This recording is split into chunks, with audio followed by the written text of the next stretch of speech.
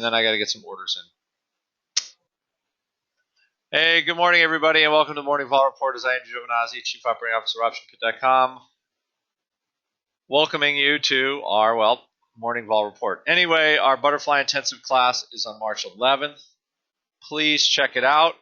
We're going to talk about short-term flies, near-the-money flies, iron flies, out-of-the-money flies, midterm flies. How to price, how to trade, how to manage. Okay? So if you like our intensive courses, this will be another good one for you. Moving on to the markets. Apparently, they liked the tone of the speech last night. Things are flying. VIX is coming down. I don't expect it to come down too much more, mostly because we're up 1%. So it's kind of a pretty steep rally, given the sentiment was a little bit punky the last couple of days with Europe and that, but things are moving.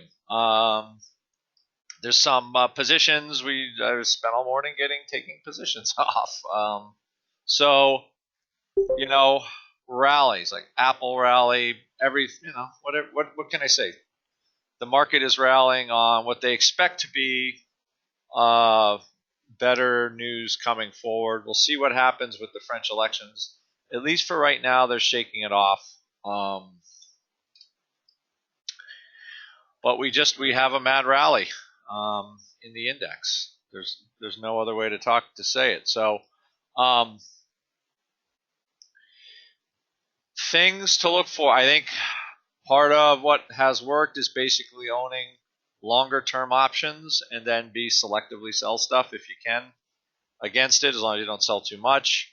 No real change there. But look at gold off a little. Treasuries getting annihilated, looking for potentially higher rates because the easy thing to say is just growth. I don't know how else to say that. And the market's reacting. Volatility is reacting pretty much how you would expect. The vol futures are kind of getting smoked. There was a bid for them yesterday. And I would say at this point, we're back to that sort of March is about as low as it can go with VIX where it is right now. April is now holding what I would say real premium. But mostly fairish premium. I guess we're going to see how the elections fare. The last thing I'd say is just keep an eye on this May contract. If it actually can drift below 15 into the mid 14s anytime before March expiration, I would find that significant as far as, at least short term, the market is discounting what's going to happen in Europe. I don't know how long that will last, but it's hard for a future that far out to get that low, even when VIX gets very low. So that would be my indicator for traders not caring as much what's going on in the future. As for right now,